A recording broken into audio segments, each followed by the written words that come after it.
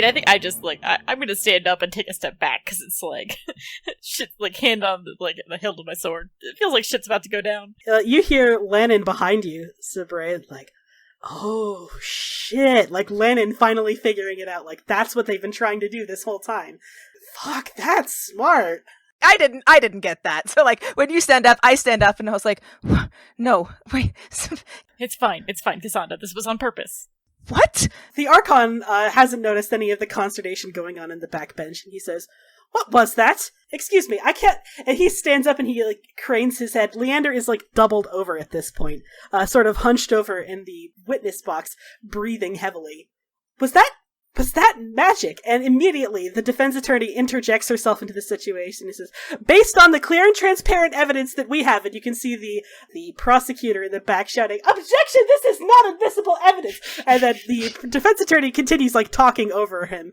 He says, "Based on the clear evidence that we have that this elf is a mage, I have moved to immediately dismiss this case." And the Archon is, banging on the gavel. The prosecutor is shouting. Even the jury is in an uproar. And everyone is shouting over each other all at the same time, and he says, "All right, counsel, magisters, in my chambers now!" And very dramatically, the Archon, the two lawyers, Dorian, and Magister Ronan all sort of glare at each other and then follow the Archon into the sitting room, leaving behind a courtroom that is still in utter chaos. Yeah, that was not fun.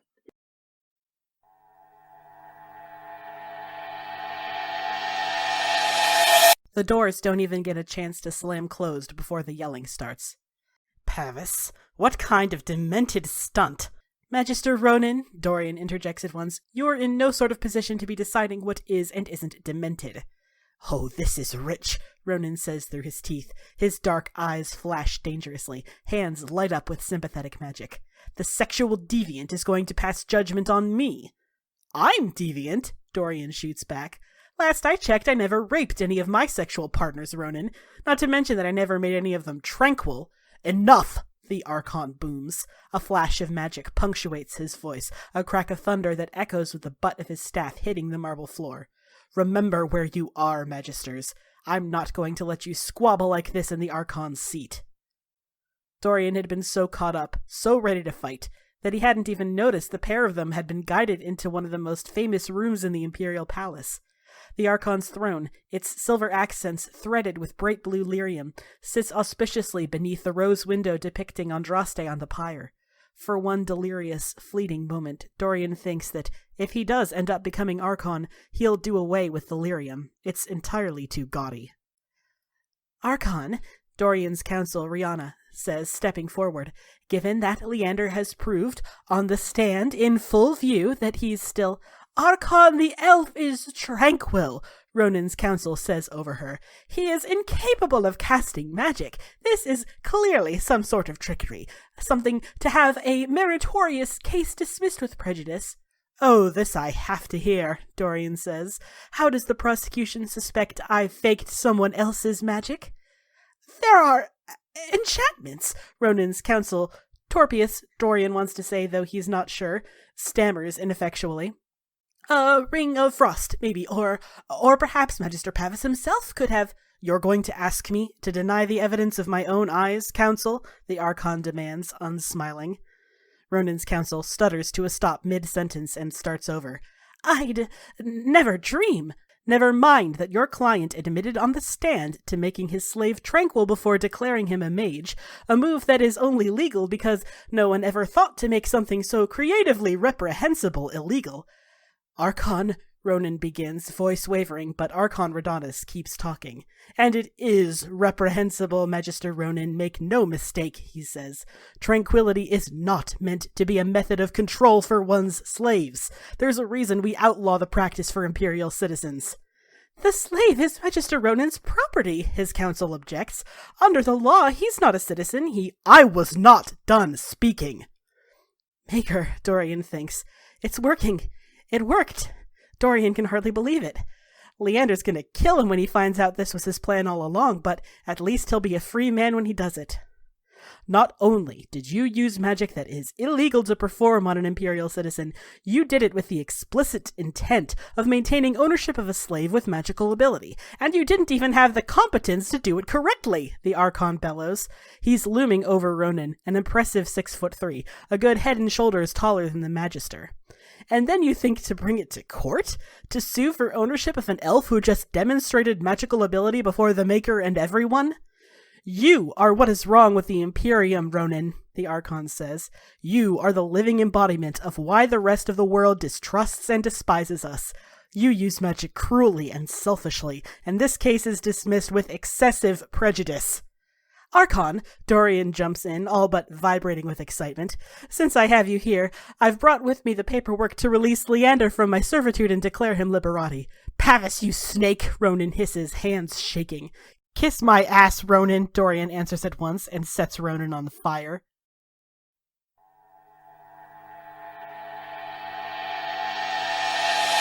Leander is still hunched over, sort of doubled over himself in the witness stand. Oh, did he not go into the judge's chambers? No, that was only for... Technically, he's not the one being sued. Technically, it's Dorian being sued. Okay, because he's not a person. Mm-hmm. Yep, he's not considered a person. It's chaos up there, because we could go up in theory and talk to him if we wanted to, right? I mean, technically, you'll be in violation of the rules, but then again, there's no judge to find you in violation of the rules, so, And also, what are rules? Yeah, anyway? I don't think one's there. It's probably fine. I think I'm gonna take Cassandra's hand and be like, let's go, and, go up to see Leander. Yeah, I'm still in shock. Leander is having a panic attack. Yeah. You've seen this before. You know, if that first outburst wasn't the end of it, there's probably going to be another one unless someone can calm him down very quickly. We head up to Leander and I'm like, Leander, breathe. Just, in through the nose, out through the mouth. Yeah. That's how breathing works. He, almost like a cathartic thing, he just screams no, and then there is another explosion of snow. From all directions. It gets Cassandra and you and Sabraya, you're in the line of fire. You get covered head to toe in snow automatically. Nice. And then Leander collapses again, wheezing in agony. Oh god. Is Mayveris or anybody here? No, she's not here. You know how I look at Landon, because I know he has at least some minimal training in healing magic, and I'm like, Landon, help. He is kind of looks like, oh fuck. And then he stumbles up to the front. He kind of kneels down at Leander's side and assesses him. By the way, can we check in with Elian? I've been waiting for Elian to have a reaction. He's frantic. This was the desired effect, but now, oh god, can he approach without making things worse? And he jumps up out of the chair. And does what? Walks hesitantly toward him. I block your path. Oh. Cassandra, it... No, you do not get to see him now. I was lying. I was lying to save him. Lannon from behind you says, that was fucking smart as hell, by the way. Whoever came up with that Dorian. idea... Yeah, I was about to say, it was definitely Dorian. And he leans over Leander, and he doesn't touch him, but he does have the hovering handful of golden healing magic. He's not physically injured, right? But healing magic does feel soothing. It just generally feels good. And he's got it going, and he says, Leander, this was the plan the entire time. Leander gives no indication that he can even hear. He just proved that he has magical ability in front of the judge and the jury. This was all planned? I thought I was trying to tell you, Cassandra. They were going to do something horrible like this. Yes, it was planned. I'm sorry I didn't tell you, but I knew you wouldn't be able to lie about it. You're very bad at lying. I am very bad at lying, nor would I have accepted any plan like this. I know, I didn't want to do this. And yet you did. Save him. Please, I'm so sorry. Landon says, there's nothing my magic can do. It's just a panic attack. He's just going to have to ride it out. He says, if we can maybe, I don't know, get him somewhere, maybe to a back room. And he says, wait, isn't Divine Victoria nearby? That's right. I can go try to find her. He says, I'm not so much find her, but just tell her Landon's asking if we can borrow a couch or something. Yeah. In a private room.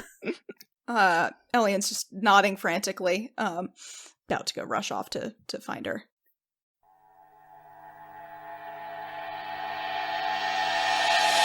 Well, so we've been there a couple of times. I know vaguely where it is. Yeah, by now, yeah. decorum's out the window. I rush up and I knock. There are 2 Templars who are eyeing you like, the fuck are you doing here? As you, like, pound frantically at the door. And a functionary opens it. You recognize the functionary. She works as Liliana's, like personal maid, like, shadowing her around most of the time. You recognize her.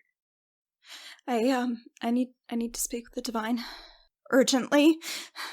She looks a little bit flustered, but lets you in. You come inside. Liliana looks a little bit not all put together. She's not wearing her fancy, tall, red and white hat. She's just kind of in her street clothes. Actually, you know what? She's in pajamas. There we go. She's having a late morning. Perfect. She's wearing pajamas and nug slippers. Oh my god, I love it. She comes poking her head out the door and she says, Elliot? Liliana, we need a quiet space. So Landon comes banging through the door, Sabre trailing behind him with Leander kind of doubled over in his arms. And he's like, hey Liliana, how's your day going so far? And Liliana's like, Inquisitor? And she just sort of wordlessly steps out of the way and lets them all inside. So Sabre and Lennon and Leander go in and sort of lay Leander down, leaving Liliana, Elian, and Cassandra outside. And I want to focus on that scene, if you don't mind. I would like to focus on that scene. Great. Okay. Sorry about this. You know that Dorian, the trial was today. Liliana says, it's all right. She has no idea what's going on. It's like, you need a place to put him? Okay, sure. No questions asked. She's a spy master. Right. We provoked his magic. I provoked his magic. Apparently it was planned during the trial. Apparently Dorian and Elian had a plan to say exactly the cruel thing that would get Leander to react magically, therefore proving that he cannot be a slave. Liliana, who only knows the very, very bare minimum about Tevinter politics and laws, just sort of wordlessly looks between, like, right now, she doesn't know anything about Leander's situation. All she does know is that right now Cassandra looks like she wants to rip Elian apart. And her eyes are just kind of flicking between the two of you nervously. Again, the Divine wearing pajamas and nug slippers. I love that image so much. Elian is pacing. He cannot stand still. His eyes are fixed on the door for where they went. Leander was a mage, and he'd been made tranquil, and his former master was trying to get him back, and we tried so many different things. It was a long shot, but it was the only thing we could think of. Oh, by the way, Dorian approves. Right. Oh, good. Fucking finally. Right.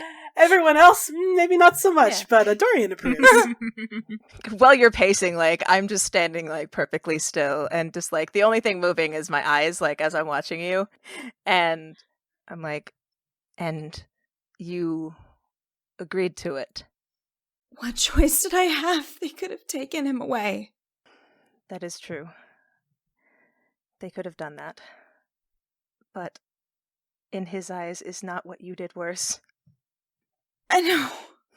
I don't know how I'll ever make it up, but he's not in that monster's hands. I just, like, sort of stare at you. I'm like, make it up.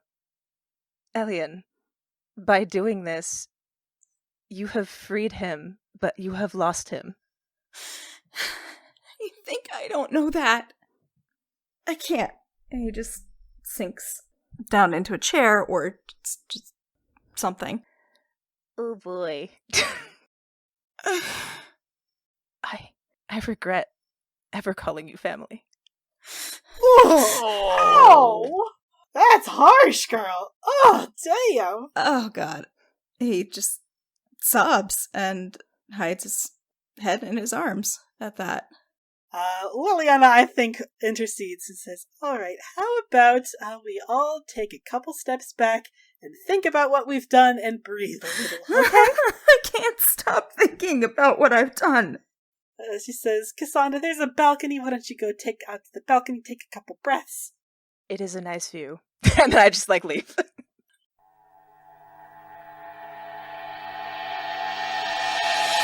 Lennon has used his magic to put Leander to sleep. He's now curled up on a couch, still kind of breathing hard, but the breath is slowly evening out. Lennon stands up and looks sideways at you, Sabre, and he says, so this weird protective instinct, never really seen this until now. This isn't like a ploy to get me into bed, is it? God, why do you keep... Why do you? This reminds me of the night we met. Okay. We have something else to focus on right now, which is poor Leander in his terrible plight, and... I was gonna say, it's definitely working. Lennon approves, by the way. I'm glad we're finally out of the negatives here. I just looked at him like...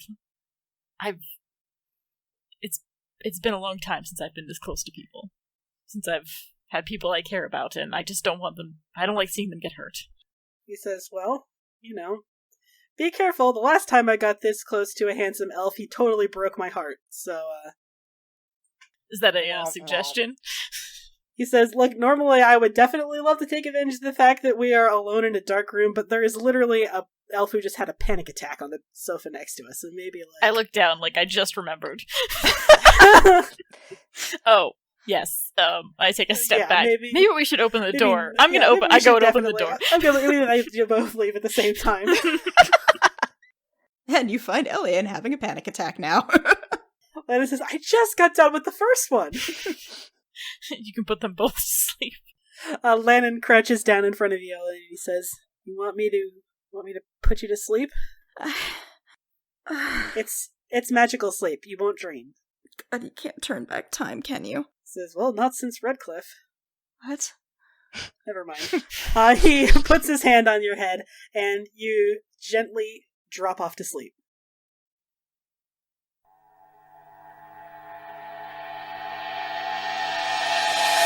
So here's a fun fact that I think almost everyone forgot about now. The Arlethen is coming out tomorrow. Yeah, it sure is. I want you to come up with a list of people that you are going to take with you to the Arlethen. Okay. So we need to convince the elders to commit forces to fight the Blight, and so we need to take people with us who will help that. So obviously Lannon. Lannon has agreed to come. Ren is coming whether or not you want him to. I mean, it's not like I would ever tell Ren not to go to the Arlethen with me. Right. Yeah, Zevran is going because Ren is going. Yeah. And, of course, player characters assumed you're all going, because you've got to go. Yeah. You're the player characters. Yeah. It's plot important with a capital P. Even though Elian is, the worst choice to send. Well, I'm just imagining Elian might really want to come now, to get away from Leander, if... I guess it depends if Leander's coming or not. That is one of the primary questions. Like I said, all of the elves have expressed interest in going. Fenris wants to go. Leander expressed interest in going. But under the circumstances, you might not want to bring Leander. Probably not. It's up to you, though. It's also like a once-in-a-lifetime event. Not a once-in-a-lifetime. Once in a decade. Once a decade. Yeah. So it's kind of shitty to be like... Very, very technically, the Arlethen happens once every 5 years. But... it's like there's a small Arlethen and a big Arlethen. The big Arlethen is the Arlethen. The small ones are usually it's just like the keepers and the firsts and the Harens and attendants. And it's very small and it's not a big deal. The big Arlethen, that's the Arlethen. That's where you want to go. That's where they have the fun. Yeah. Yeah, I feel so much shitty to not, take Leander and let him have, a good time and, maybe try to get... I mean, I don't know. I mean... He can't really have a good time. It's a 2-week event. I can just stay away for a couple of those days and let Leander go when I'm not there. It's also a big event. We could also just keep you on other sides. Yeah, my other question is, what are you guys' thoughts on this? Who else might be politically helpful? I guess... So Tessa, I'm assuming bringing humans, they're not going to be, it's not going to be super convincing to the elders if I bring Dorian. Well, it's a double-edged sword, right? On the one hand, they are humans, they are magisters, which... Yeah, see, that feels like a bad idea because they're slavers. That's super great. But on the other hand, you technically are coming to the Arlethen as representatives of the Lucerni. Yeah. So it might... On that front, you might want one of the higher-ups of the Lucerni. You might want to bring Maevaris or Dorian, just to have them, this is so important to them that they're willing to send Dorian or Mayverius, like actual leaders of the Lucerni. Yeah, Right. I think that's kind of my feeling. I'm thinking Mayverius. What do you guys think? I'm always on board for that. For Yeah, sure. that's what I Mayverius has been pretty sickly. Yeah, exactly. But then Cass is like, but... Also, Cass just totally sexed her brains out. So, there's that. Right. Okay, well then I guess it's Dorian.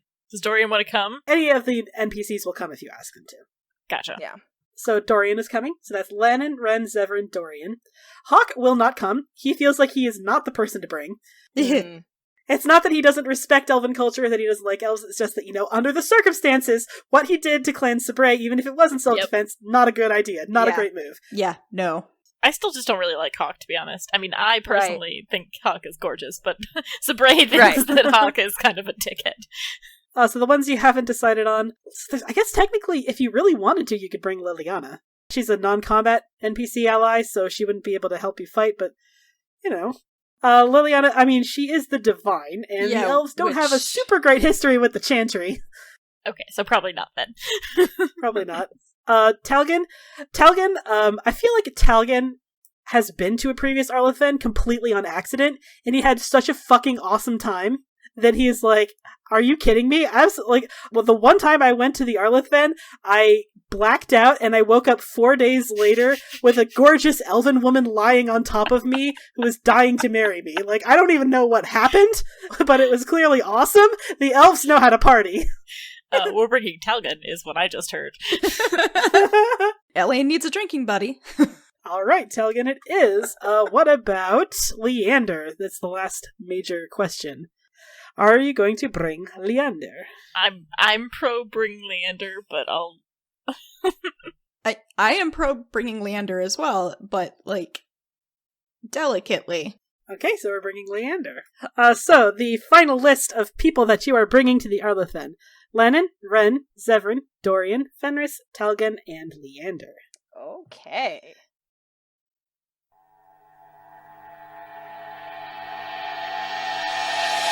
It is the day that you are leaving for Halamshiral. You have packed up your stuff, mostly. You're all about to take the Illuvion through to Kirkwall and then the boat across the Waking Sea into Orlais. Any last-minute conversations that you guys want to have? How is Cassandra treating Ilian? Are you guys just not talking? Oh, I feel like Elian's been hiding in his room. And then you also notice that A, Cass is not looking for him, and B, has not brought him up in conversation all day. I think I'm gonna find Cass first. Okay. All right. You go knocking on Cassandra's door. She is staying in Minrathis still, so you have to take the Illuvian through Kirkwall to Minrathis to go knock on her door. Cassandra, what are you doing when Sabre knocks? I feel like I'm spending some time with that super awesome letter that I got. Just it's been translated, but I'm still processing. Exactly, processing the contents, yeah. And then I hear the knock, and I'm like, come in. I open the door, and I think I just sort of lean in the doorway and look at you. Oh, it's you. Of course it would be you. Oh god, now immediately on the defensive. What does that mean? Oh, it means that I wasn't expecting Elian to have the courage to come and see me. Ah. Ow! Whew. Man, Cassandra It's going in. got the claws out lately. Wow, I went instantly to rivals on her scale. Okay, shit. I think I just sort of cock my head at you. It's been an eventful day, right? That's one way of putting it. And you seem upset. That's also one way of putting it. Yes. Is there another way of putting it? There are. And then I just sort of sigh, and I'm like, I am upset, but I also said things I regret in the moment, but also, did you know about this? I knew only the barest of strokes. Elian had pulled me aside in the carriage and said that he would say some cruel things to convince the jury and to convince the judge to free Leander. And he said to watch out for you because you would be upset. But that's it. That's all I knew. I had no idea of the details.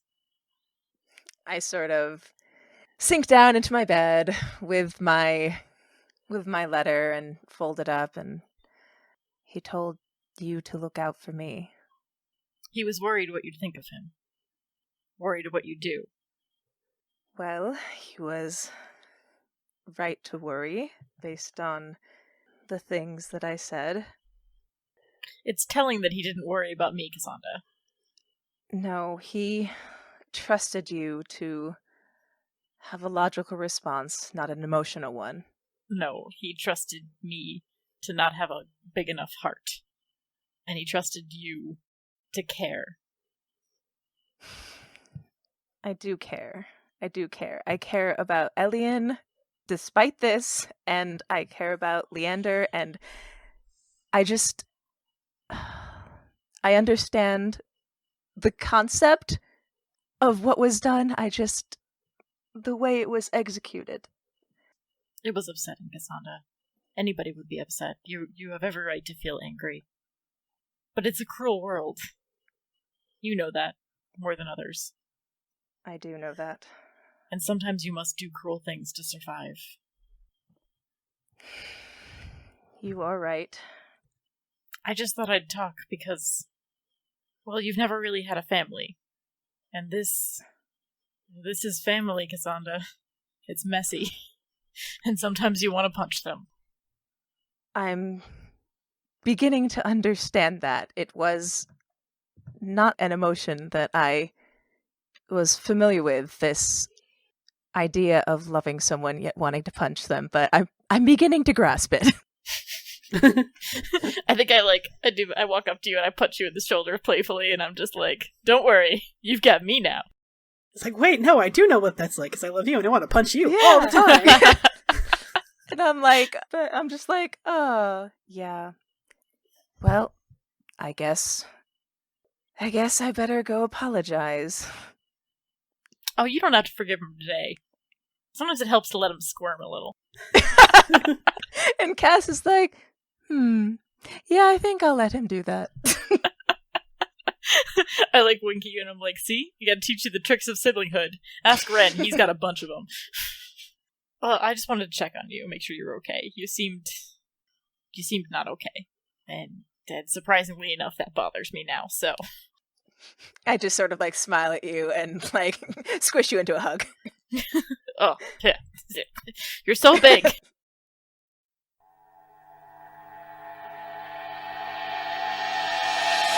You all get a good night's sleep.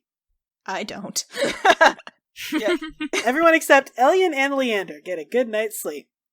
The morning does eventually come. The sun rises on Minrathis, and you all gather, at least everyone who is living in Minrathis, gathers at the Alluvion to go through to Kirkwall. Leander is looking adequate. He looks pretty much exactly like he looked 2 days ago, which is really something that only a tranquil could achieve under the circumstances. But he looks fine. How do you look, Elian? Like shit.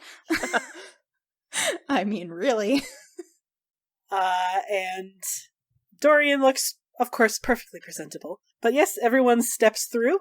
They go through the crossroads into Kirkwall, and they greet Lennon and Sabre and Ren and Zevran, who are all waiting for them on the other side.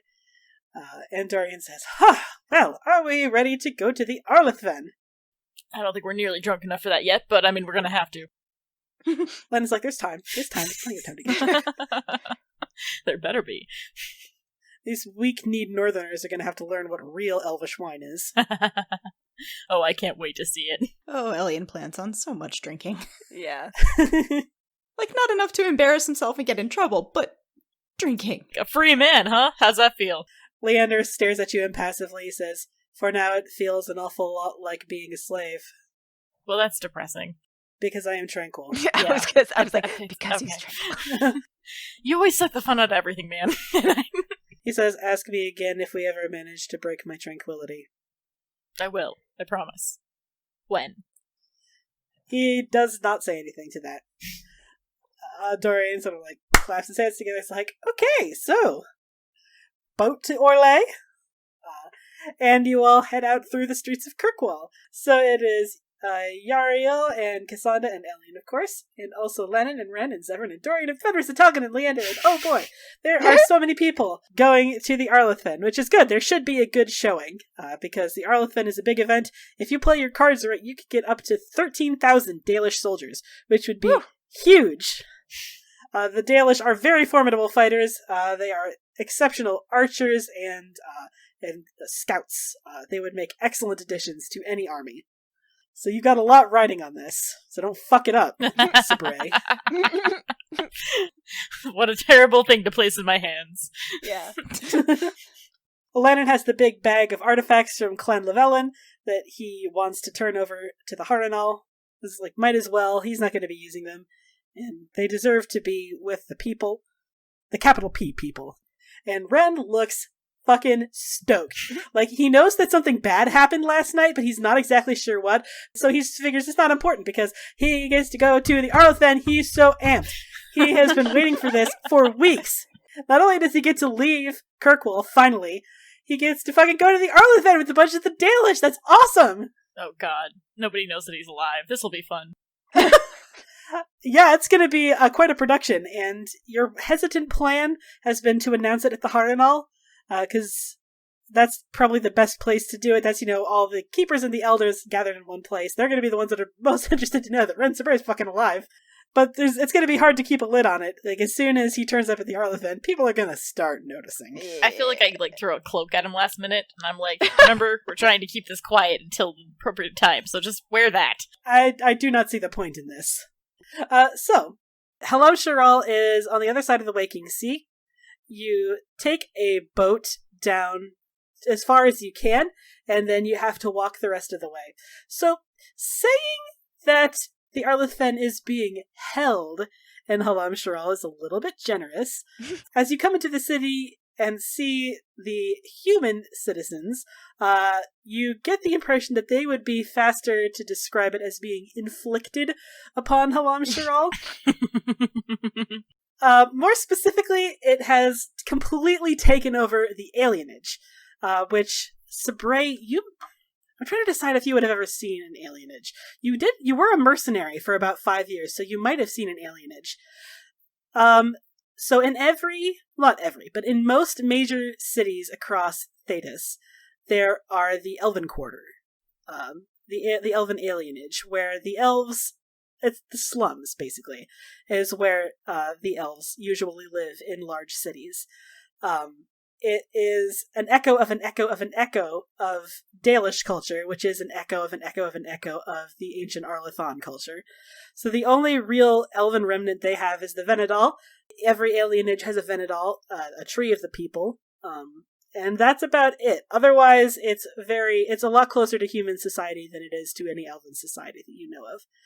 But that said, they are still friendlier to the Dalish than most humans would be. And the elven alienage in Halamshiral is...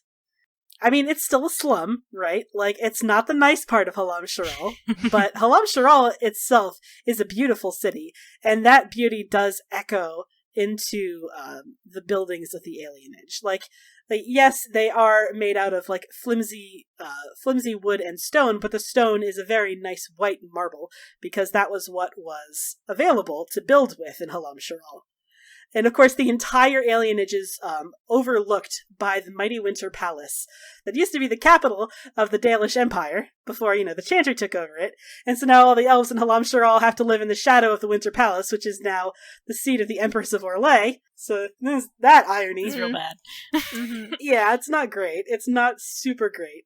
But the Arlethen itself is pretty fucking banging. Like, you get into the alienage, and it is swarmed with elves, most of them Dalish, crisscrossing in every direction. There's vendor stalls put up all along the side routes, all along the walls, that are selling various goods, and, oh god, Sabray, it probably hits you like a truck. You smell food that you haven't smelled since you were with a clan still. Like, the very specific smell of, like, that particular kind of pie that elves make when they have the resources to make it.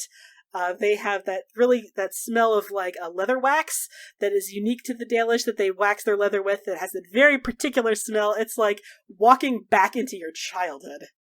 Oh, God. So I would like to focus on you, Sabre. How are you feeling walking into the Arlithfen?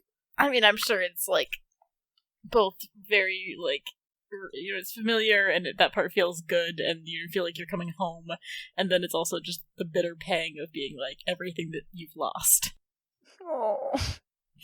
So I think he's probably sticking really close to Ren and trying to pull his hood up, and just...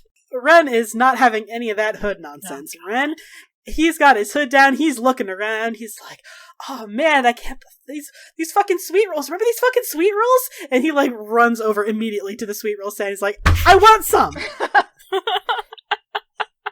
I don't think, Ren, you have to pay for, Jesus. He says, yeah, I'll pay, whatever, money, sure, absolutely. He throws like whatever money he has, way too much at the kids, like, here, take all the money, I would like some sweet rolls, please. Meanwhile, Lennon is like on the exact opposite of that spectrum. His hood is up and like pulled full down over his face, and he's like looking around like he's worried someone's gonna clock him and then like, I don't know, like shoot him dead, like point blank in the middle of the Arlithen, maybe. If you just stick close to my brother, no one will notice you. Since he's acting like such a fool. Ren, get over here. Oh, so you don't want sweet cakes is what you're telling me. I do. Okay, bring me some of those. That's what I thought. And he says, 3 sweet rolls, please. 2 for me, 1 for the tiny child. That's not...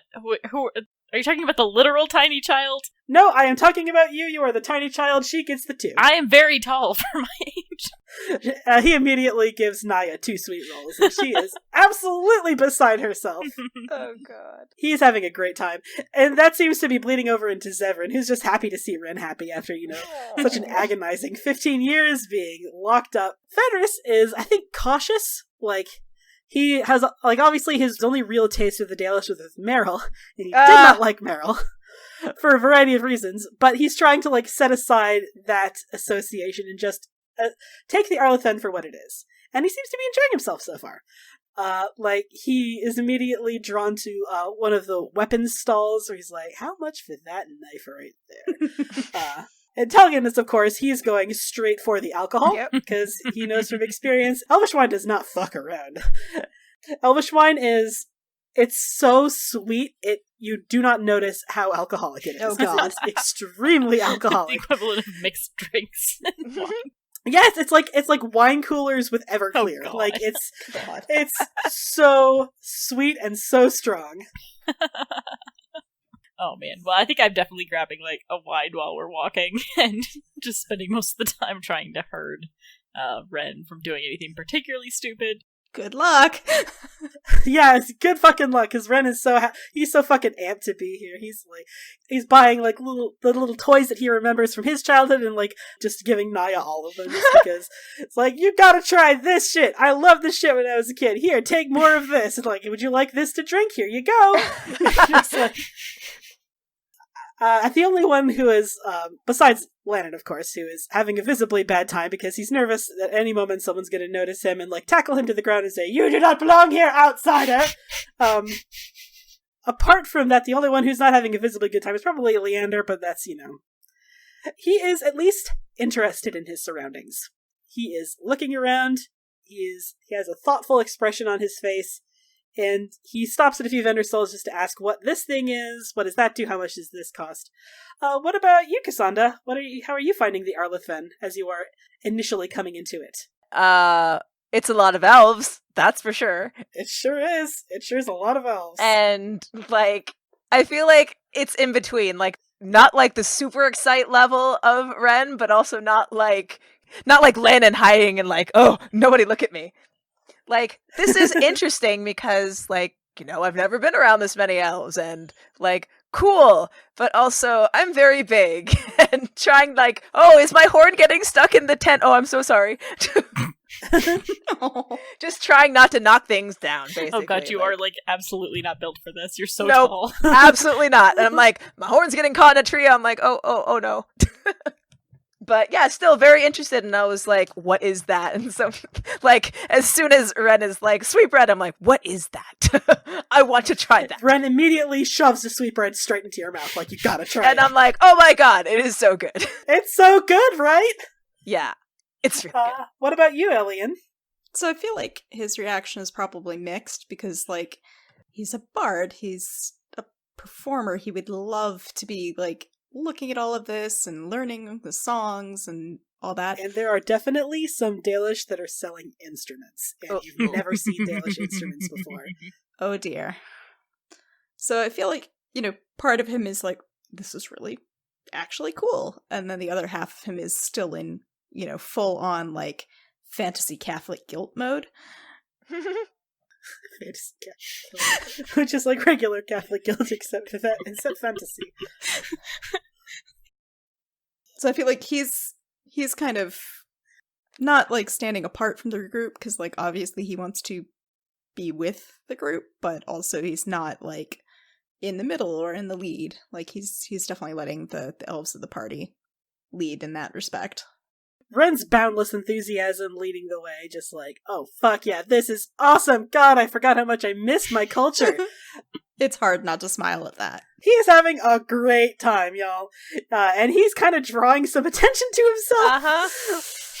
The Dalish have basically mythologized Ren. Everyone knows his name. Not as many people know his face, but, it doesn't take super long to connect. Like, wasn't there a very famous elf 15 years ago who bore the mark of Gillinane from that one clan that maybe killed an archdemon or something? And, like, people are starting to notice him. Oh dear. And just as Lannon is, like, saying, it's like, okay, maybe we need to, like, shove him into a tent for a couple hours so we don't fucking, like, cause an enormous stir. Right as he is saying that, you hear a voice from behind you, Sabre. Yariel? Clan Sabre? I turn around to see who it is. Standing behind you is a tall, very elegant woman, maybe in her mid-late 50s, with blonde hair shot through with silver. She has a Valisleen honoring silace. And you clock her at once as a keeper. She comes up to you hesitantly and she says, "It is you, right? Yariel, Clan Sabre." Yes, it is indeed. And you think you know who this is. I was like, does she look like she's a striking resemblance for someone who I'm very She has fond a striking resemblance to someone in your immediate vicinity. Who has not noticed? Who has not noticed yet. I think I just step forward and I say, "An honor to meet you, Virana."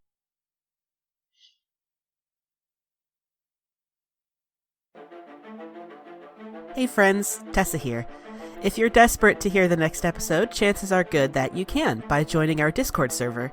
We post links to all episodes and pre-release, and you can even chat with us and listen live as we record. Join us by going to bit.ly/CFC-Discord. For more information on the show, character biographies, and links to social media, head to our website, critfail.club or critfailclub.com. You can follow us on Facebook, Twitter, and Tumblr. Critfail Club does not advertise at all, so if you like what you hear, tell a friend who might also like it, make a post on social media about it, or leave a review on Apple Podcasts. Full episodes are available on our YouTube channel, bit.ly/CFC channel, or wherever you get your podcasts.